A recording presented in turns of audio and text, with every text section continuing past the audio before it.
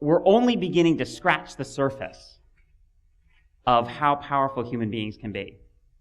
And I think you guys and we are only beginning to scratch the surface of how powerful you can be.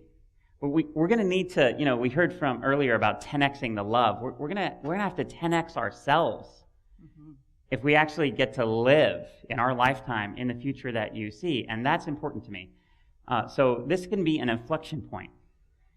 This week, Awesomeness Fest, this year, this moment in time, today, even this presentation can be an inflection point for you in who you get to be.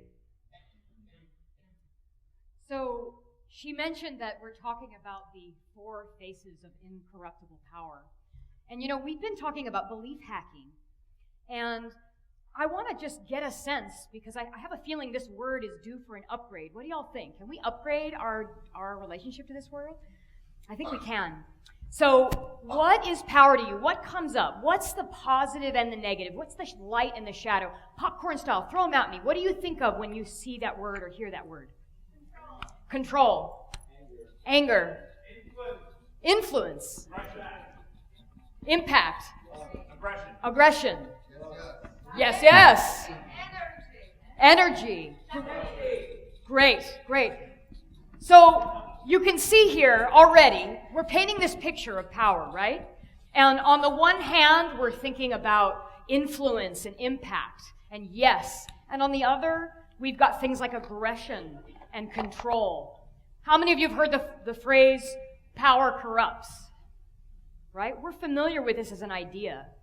Now, so long as we have it, that if we're going to be powerful as humans and create the worlds that I've been inspired to hear from all of you that you want to create, if our story around us being all the way powerful has us being controlling and aggressive and manipulative and corrupt, we're never going to get there.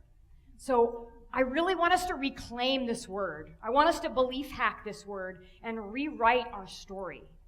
And I think if we can rewrite our story, that we can all leave this festival, this place, way more powerful. And it's one of the things that I'm most inspired to do, especially with women. When I talk to women and they tell me about what it's like when they're powerful, some of the negative stereotypes come up, like bitch. We get called bitch, right? Which is a woman who's too assertive, right? Or maybe we get called slut, a woman who is owning her sexual power a little too much, right?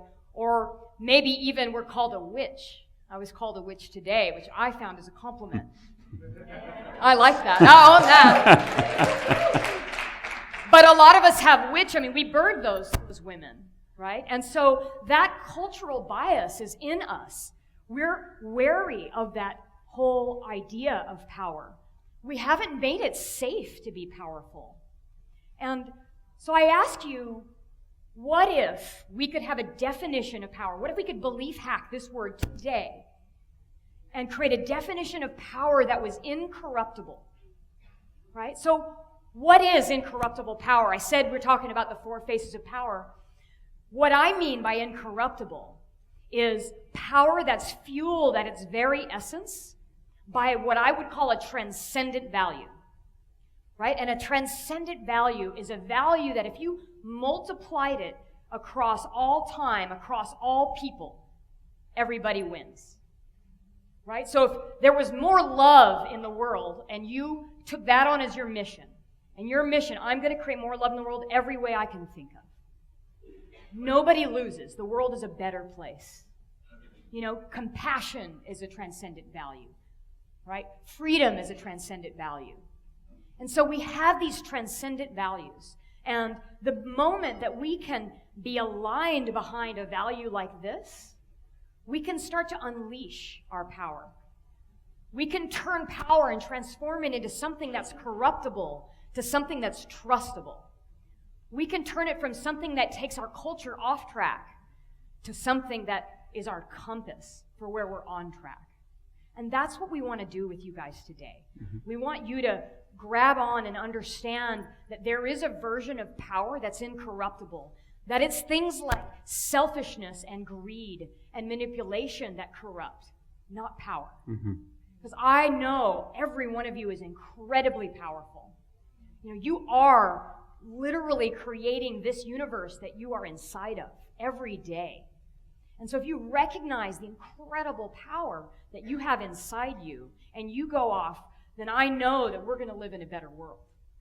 So we have a model. But before we get to that, Yeah. One thing you guys may not know about us, we've helped 7 companies grow, not just to 10 million or 100 million, but to $1 billion in revenue. So as the coach of the CEO or management team of companies like LinkedIn, we worked with Apple, Microsoft, LSI, Cisco. Over the last 15 years in Silicon Valley, we worked with basically the most powerful leaders of innovative technology. And so we've seen a lot of versions of power. And the way that we've been able to help these companies grow so successfully so often is by giving the most power to the people with the best values. Not even necessarily the best ideas, but the best values, those transcendent values. And so we want to give you guys the most power, because in meeting you and spending time with you in these last few days, we love what you love. So this is our bid for you to become more powerful and to demystify it by showing you how actually your power profile can work. Yeah, so we have a model. And it's a really innovative model that is easy to remember. And so let's talk about what these 4 faces are of power. And as you're listening to us and seeing these faces, just see which one feels like is your face. Which one do you easily wear? And look at which ones feel to you like you have more nervousness, that you feel more resistance putting on. Now, in my view of power, I see it as kind of an aspect of archetypal energy. And on each side, there are multiple faces, right? There is a masculine form of power, and there's a feminine form of power, right? And equally so, as you have masculine and feminine forms of power, these are very different energies. But there's also an active form of power, the kind of power that you're entering in and penetrating the space with. But there's also a passive form of power, right? And for the most part, we have our view of power. I know when I think of the word, I have the vision of kind of like my father. I grew up with a father. He was like 250 pounds, 6'4" warrior. He was in Vietnam, medals all over his chest. He took up a lot of space every room he entered. Meeting him was fascinating, yeah. You know how that mythology that you always marry, your father or your mother. I met my wife to be's father, and I said, "Holy shit! You're marrying me? I am not a 300-pound warrior with 700 hours of being under fire as a helicopter gunship pilot." But anyway. So and when we normally think about power, I think we think about this active masculine form of power, and the active masculine form of power is, just think of these as archetypal energies, but it's penetration, right? And an active masculine form of power, you feel their values. They penetrate the space with who they are and what they think and what should feel this way and what should go that way, right? And it's a big energy, and it really is penetrative. When I saw Lisa Nichols, were you all at Lisa? Did you love her? Yeah. Woo. Yes. Now, there's a feminine example of penetration. Didn't you feel her values just penetrating you? Yeah. Now, that's a penetrative woman, right? And these energies are in us, right? This is the masculine in all of us, right? When we penetrate, we let everyone feel who we are. We don't leave the space without you knowing that we were there, right? And if you're uncomfortable going here, if you are one of those that sits in the back and doesn't want to be seen and isn't leaving every room different because you were there, this is the face that you need to work on, right? So this is your face. Mm-hmm. And I want to help you work on that. I want to help you stand up and penetrate every space you're in with your aesthetic for what the world should be. because I know I'll be better off. And here's a picture of me with a sword. For some of you, I really resonate with the active masculine. I used to study 8 forms of martial arts. So she's alive and well in me, that warrior essence, right? So who's not afraid to penetrate the space with who I am and what I think and what I feel. And she's being modest. Study means she's a brown belt in 8 forms of martial arts simultaneously. So that's active masculine. The next form, if you go from the active to the passive masculine power, what we've noticed is there's a tremendous power in silence, actually, in holding space. You guys have heard the term that they invented in California, holding space? It really means being receptive to anything, including the scariest thing, which is the unknown. I was working with a CEO of a startup. He had 3 co-founders, so there's the 4 of them together. They had just raised $70 million. So imagine 4 kids under 30 years old, and now they have $70 million in the bank to make their vision come true. And they were in crisis. The relationships between these founders were in crisis. I was working with the CEO, using what I've learned from Jennifer and this model. I understood his power profile and that he was really strong in this area of holding space. So we decided to leverage this strength. He had a meeting and he met with the founders and he just said, okay, tell me what's going on for you. Tell me your concerns.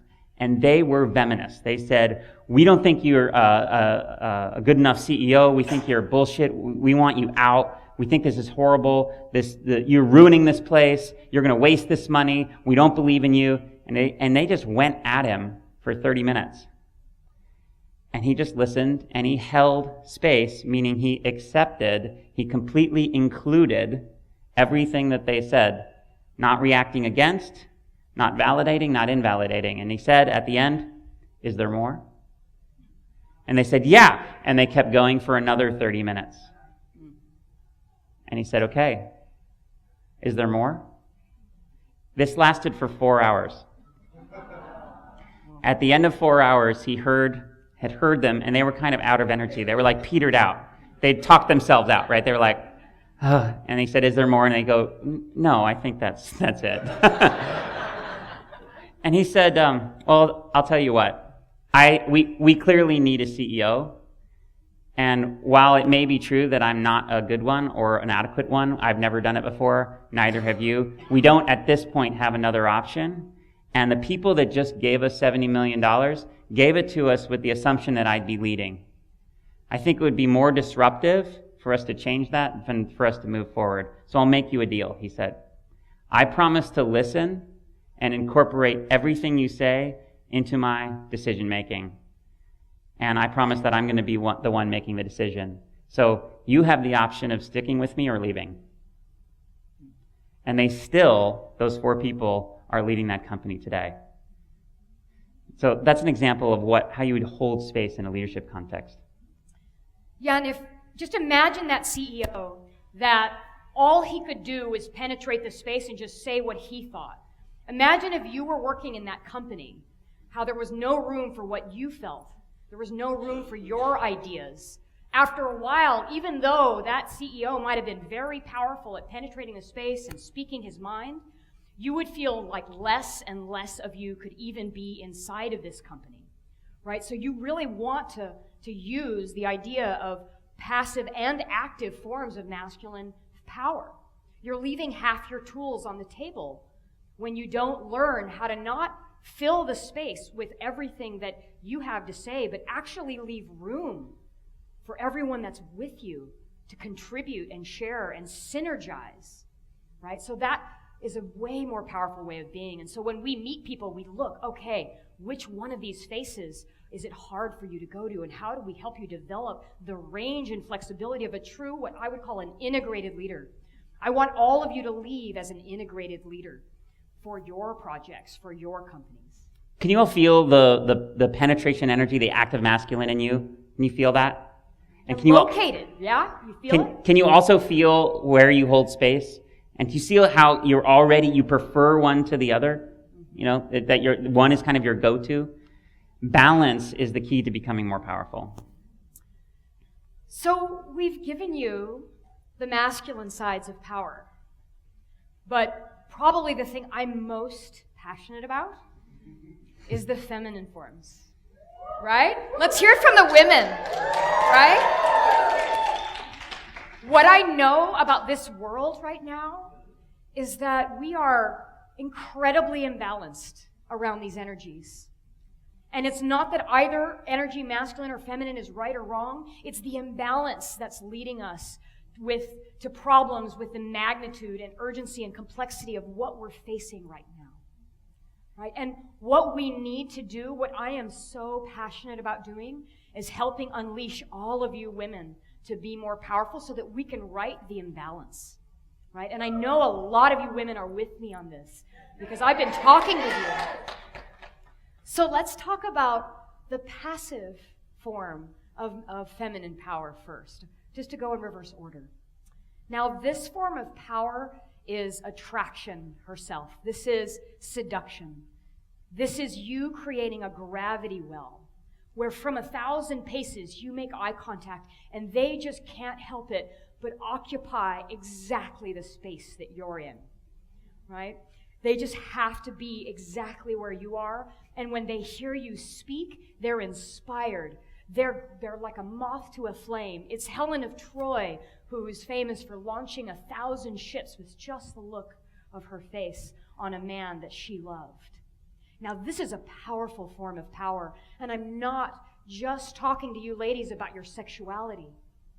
I'm talking to both of you, men and women, about your ability to empower, not seeking power for your own state, but actually to draw people to you and then to create a field around you that empowers everybody, a flurry of activity. When you raise your hand and say, this is the vision I have, you have people from everywhere coming saying, I want to join your cause. You know, I think of JFK, one of our presidents who was so incredibly charming and you just wanted to join his cause. Even Martin Luther King had aspects of both penetrative energy and also a gravity well around him that changed the civil rights movement in our country. Mm-hmm. Right? And so this is a powerful force. And I want you women to be right with your energy here, that most of the women that I talk to, they stifle a lot of it. They're afraid to be sexual beings. They're afraid to be attractive and seductive in who they are and what they care about. And I'm here to tell you that the world needs that because it's the energy of love itself. The energy of love is gravity. It's gravity, it's attraction. And this is the passive feminine form. She's not filling the space. She's drawing you to become your best self all around her. The passive feminine understands that everyone else is more powerful than just one person. And so if she can draw them, if the passive feminine in me can draw all of you together towards one single goal. And, so Jennifer leads Camp Mystic at Burning Man. Has anyone either camped or heard of Camp Mystic? Yeah. Come see us. It is an extraordinary place that erupts in 2 days out of just dust around Jennifer. And she just draws people to her who give their all to create truth, beauty, and an extraordinary environment. Thank you. It's amazing. So, I mean, who doesn't want to sit on that couch? Come on. Right? Exactly. It's the understanding that the all is more powerful than the one. So next is the active feminine. The active feminine is creative expression herself. I have a lot of active feminine in me because it's that spontaneous energy. The main difference between the active masculine of penetration and creative expression is that creative expression is sourced not from within and from your values, but creative expression is sourced from the needs of the field, of the environment itself. You cannot have a plan and be creative. All of the most creative people in the world, and I've written books and symphonies and just about everything that can be written, I know that my most creative moments are when I get out of the way. Have you guys heard that? Have you heard creative people speak about this? Have you experienced it yourself? Flow state is the active feminine. It's when you get out of the way and you allow what's emerging in real time to come through. I was coaching another CEO, this one a woman, an incredible woman, and she was pitching an investment from Sheryl Sandberg. She was going to ask Sheryl Sandberg for $1 million, the first $1 million investment that she had gotten into her company.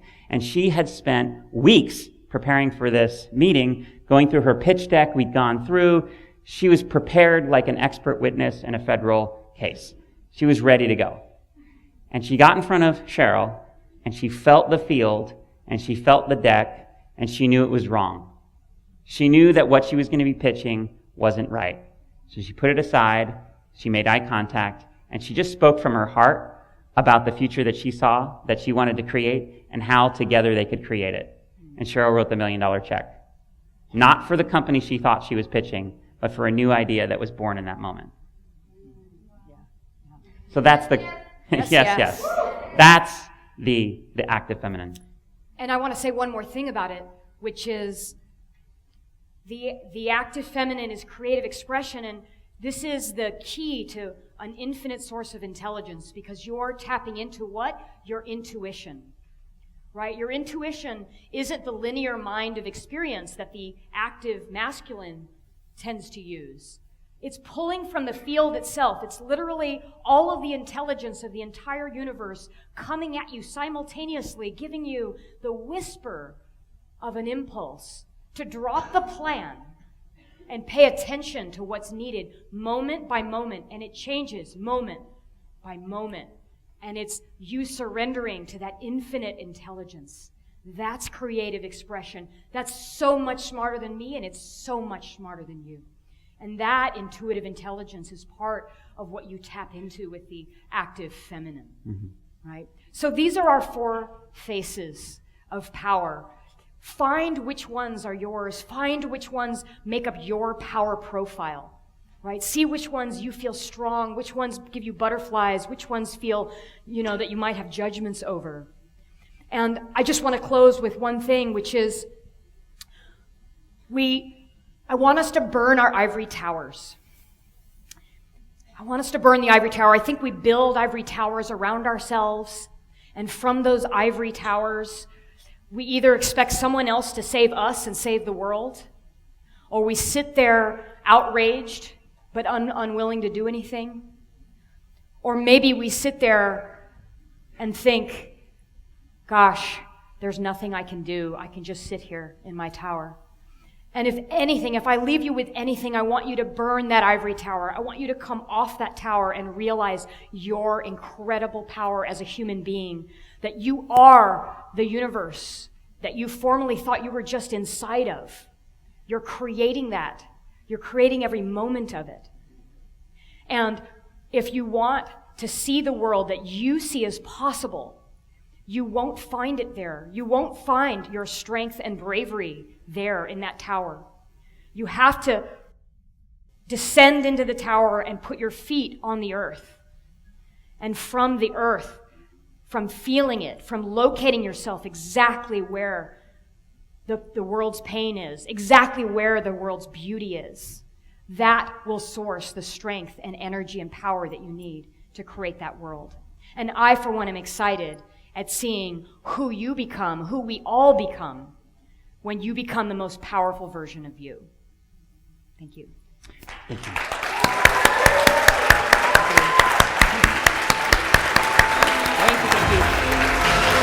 Thank you guys so much. Thank you.